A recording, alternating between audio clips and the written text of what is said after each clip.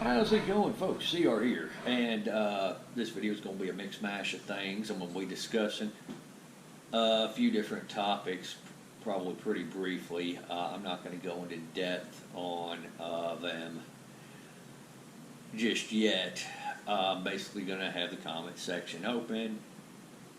Those who wish to hear a little bit more on it or want to continue the discussion on any one of these topics can actually say so in the comments, and I'll try to get around to making a video about them. I'm going to actually start off by responding to some comments. First one, Kevin, these shades are pugs. That's the brand of these shades, Chick. I didn't see your comment on YouTube either. So if you posted it, yeah, it got deleted by YouTube. I checked the helpful review and the likely spam folders. They weren't there either, which I don't even know why I have them. I have my comments pretty much set up to automatically approve. I don't know why YouTube can't follow these basic instructions. But yeah, no, I agree that this censorship has got to stop. This is hindering a discussion on a pretty important issue. But I do look forward to seeing your response. So just all I need is the link when you get it up, and I'm definitely willing to continue on to the discussion. So with that being said, I ended up finding myself on a internet discussion with some rather interesting people from the trans community this weekend. I got two major things to say about this. Look, somebody saying a trans woman is a biological male is not oppression, it's a statement of facts. Saying a trans man is a biological female is not oppression, it's a statement of facts. Look, if you want to tell me how oppressed the trans community is, I need hard examples. And just everything that the few that remain to, discuss a few things with me, failed to do was give any real forms of actual oppression or tyranny or anything like that. I noticed a majority of them asked, would you date a trans woman? Well, the answer is no, but that's irrelevant to the discussion. We're discussing civil rights. We're not discussing dating here or anything like that. No, it's not a violation of your rights for me not dating you. You don't have a right to expect anyone date you. Can you imagine some creepy dude going around asking women if they would date him, and then they say no, and then he flips the fuck out? Oh my God, you bigot, you need to have more empathy. Yeah. That dude probably held off in handcuffs before it was all said and done. The whole fat shaming thing. Look, if somebody's saying fat people or obese people or plus size people are unhealthy, that's true. And yes, when a lot of these body positivity activists talk about plus size people, they're usually talking about somebody who's so obese they had to actually work to get that way. And yeah. So, I mean, you had to put an extra effort in to get that obese, and it's not healthy. Somebody makes a statement of an opinion that they don't want to see somebody that big in a bikini. Well, that's their opinion.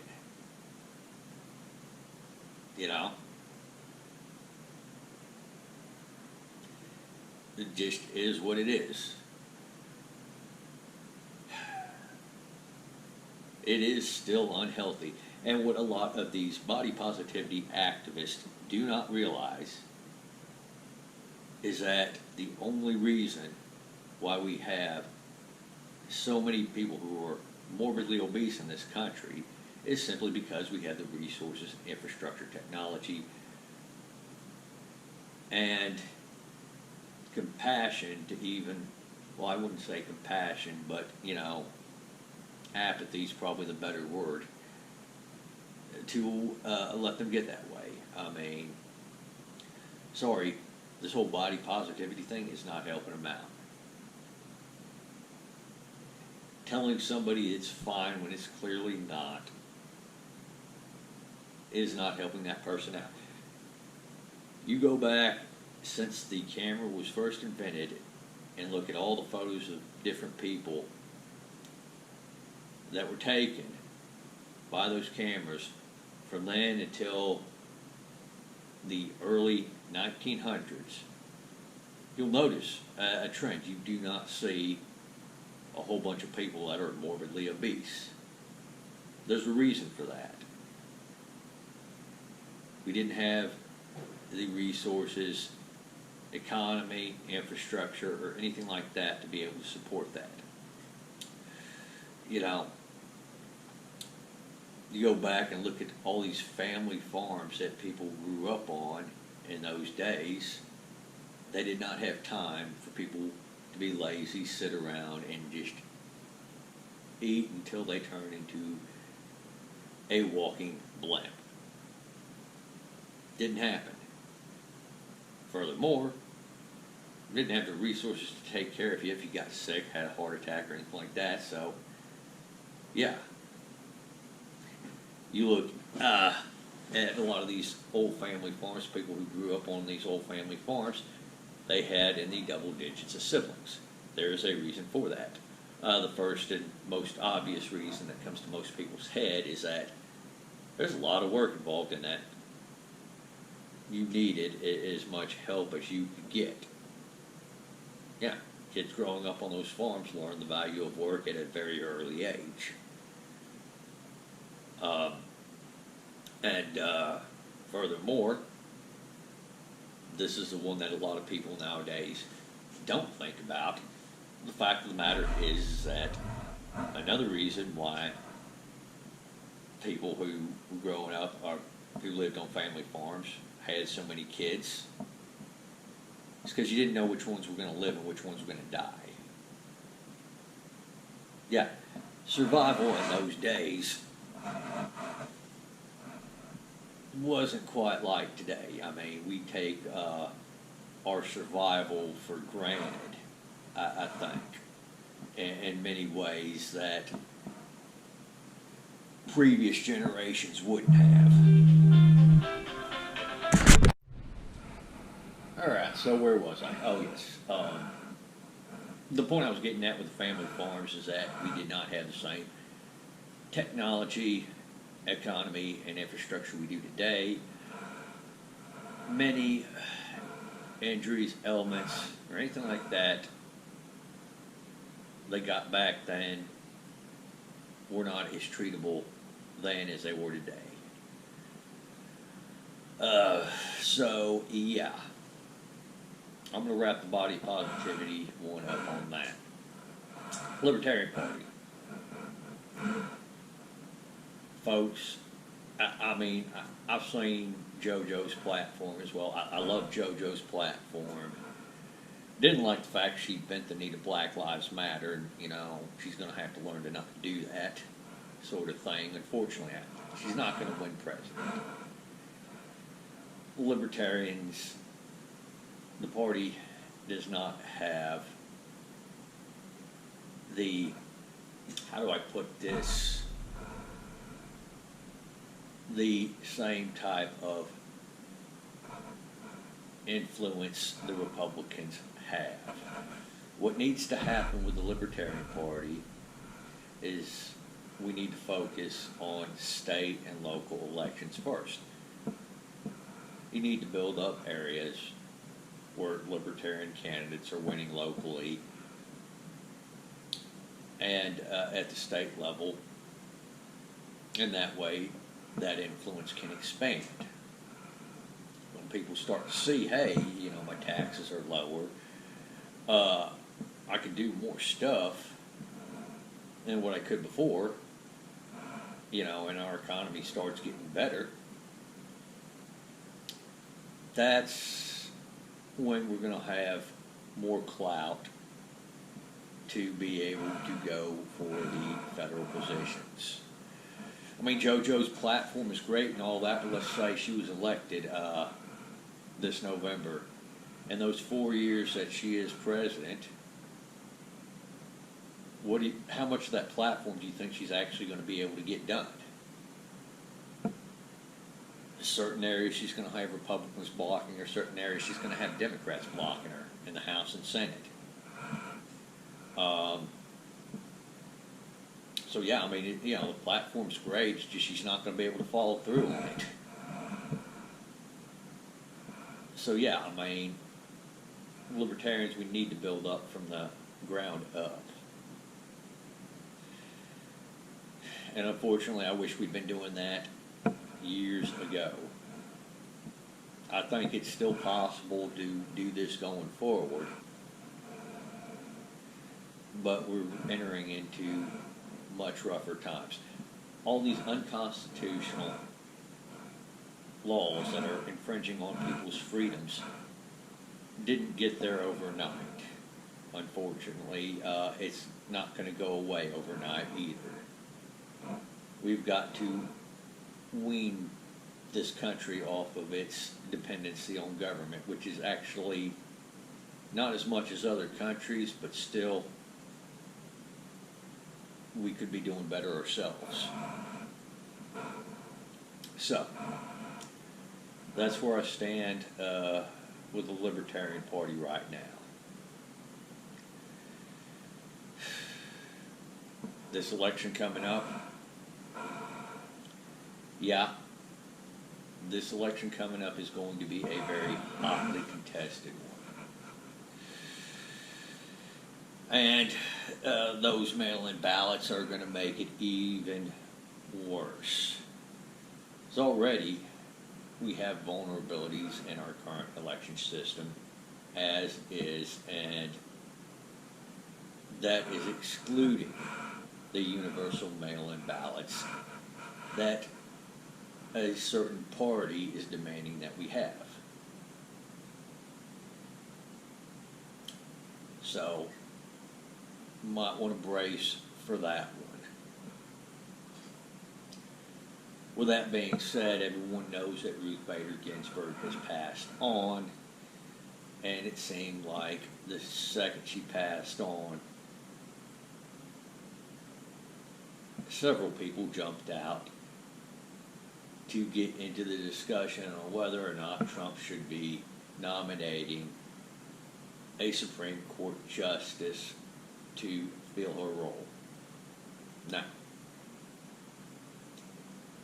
that whole dying wish thing of her not wanting Trump to nominate her replacement, well, that's not going to fly in my book.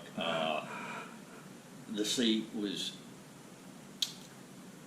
filled by her, but it did not belong to her. It belongs to the federal government. It's not hers, and this is a problem I have with so many politicians, is that they think they own that seat, when in reality they're filling that position. And it goes the same with unelected officials as well. There are a lot of those unelected officials that think that they own that seat, and it's quite the opposite. The seat is being filled by them. And this is another reason why I think we're having a lot of problems with corrupt politicians in this country, and corrupt elected officials, unelected officials in this country as well, is they have the idea that since they got the seat, that seat belongs to them personally. No, it does not.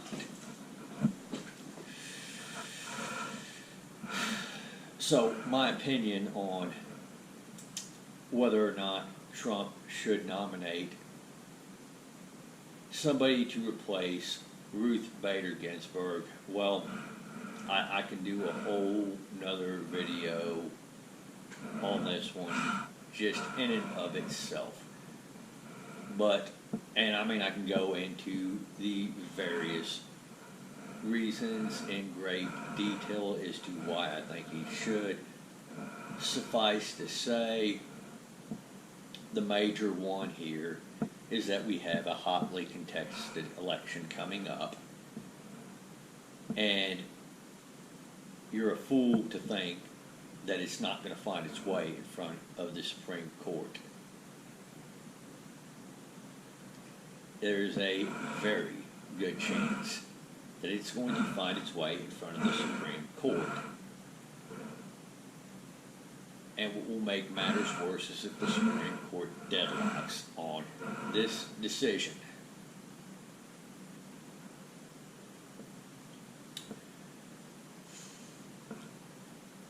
So,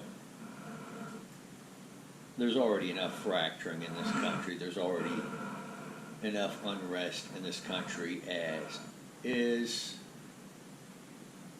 Trump just needs to go ahead and nominate a decent justice that's going to follow the Constitution, and the Republicans need to confirm them. And that way, you know, at least if this election does find its way in front of the Supreme Court, we don't run the risk of deadlocking it.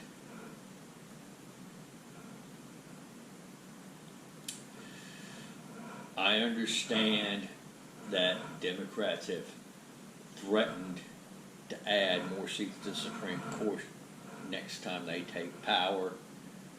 Well, they were doing that when Justice Kavanaugh was being nominated. I don't know if any of y'all remember that. So quite frankly, at this point, I don't think the Democrats need to have any power that we can deny them.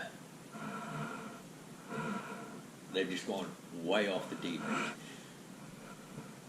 I'm not saying the Republican Party's perfect. No, they've got a lot of shortcomings. However, through the 8 years of the Obama administration, I hope the Republicans have done some growing. I think they have.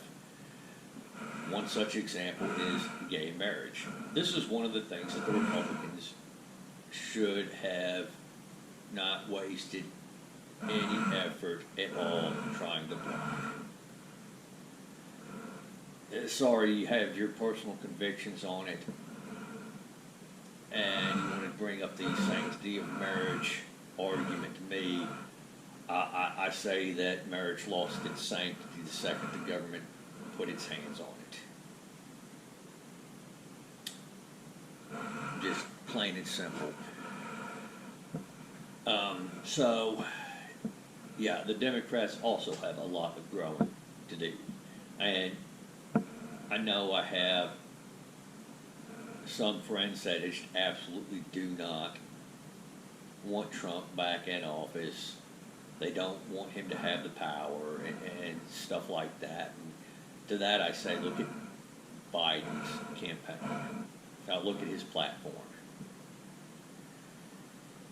You were concerned about Trump having all this power, and if you look at Biden's platform, Biden only seeks to add more power to the federal government.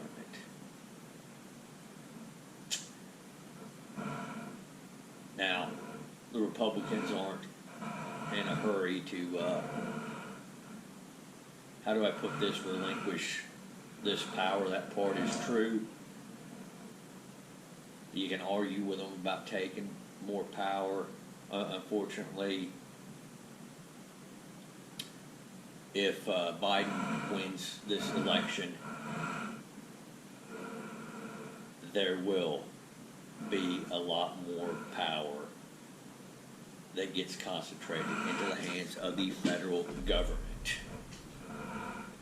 We might be able to stand up and stop some of it, but we're not going to be able to stop all of it. It's going to be a net concentration of power into the federal government's hands. It's not a good thing at this point. You see, the thing is, our founders did not want the federal government to have so much power over our individual lives. The federal government was there for two major purposes: to deal with foreign actors and to act as a mediator among the states. And you look at the powers that are laid out within Article 1 of the Constitution, it's pretty clear. They've laid out specific powers for that. The federal government was not supposed to have as much influence in our individual everyday lives as it does currently. And there's a reason why they went that route. When the Constitution was ratified, there were 13 colonies, and there were 13 states. And they realized that even in those days, there was not a one-size-fits-all solution for each and every one of those states. That's why they did it the way they did it. And you look at the tensions right now, you look at the U.S. right now, which has grown quite significantly. We have more states. We have an even greater variation in how each person lives in each state. There's even less of a need for a one-size-fits-all solution when it comes to dealing with these states. The point was behind having a federal government as opposed to a national government is that people in New York aren't dictating to how people in, say, Carolina live, vice versa. It gives that separation there. It gives that people the chance to decide how things go a little bit more locally. The Democrats are doing everything they can to impose their will on the entirety of the nation. They can't live and let live on this one.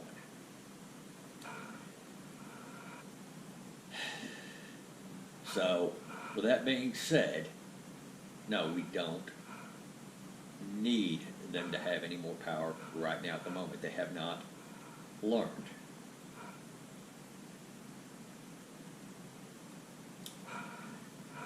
All right, so on Civil War, because I've heard enough people talk about Civil War in this country and talk about burning it all to the ground, or talk about more riots and stuff like that. For all this Civil War, civil unrest, stuff like that, those of you who are cheering it on, you need to cool your jets.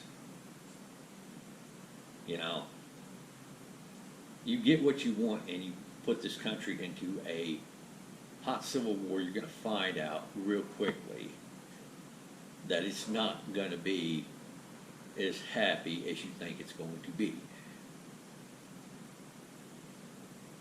Those people who call for a civil war think this is going to be fun or a good thing or a good idea have themselves not experienced war and do not know what they're talking about. I mean, I'll give you a prime example. Let's see if I still have that picture on my phone of that tweet. Shoot, let's see.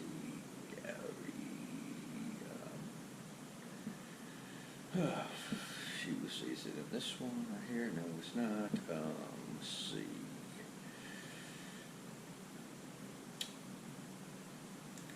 Yes. This one, comes from Twitter user Linda Brown. If he tries to appoint someone, it's civil war, and I'll be on the front line.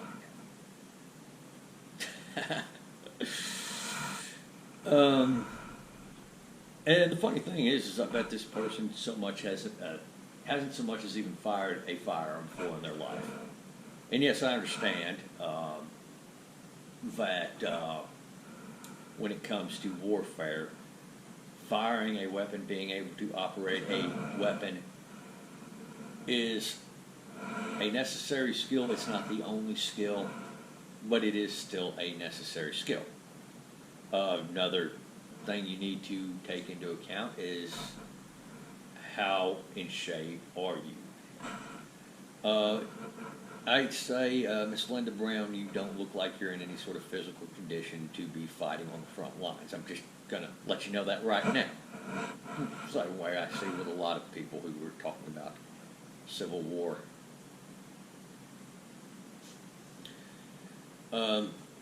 You really don't want this. But I imagine me talking to this person about this, well, they're not going to listen to me anyway. It seems like a lot of people who've been calling for civil war don't want to listen to me on this. So, in the event that they actually move this to a hot civil war, all I'm going to have to end up saying at the end of the day is, I told you it's not what you want.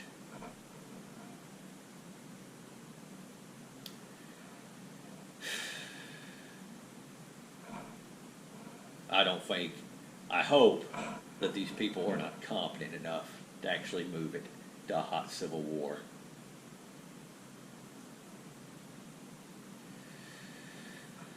All right, so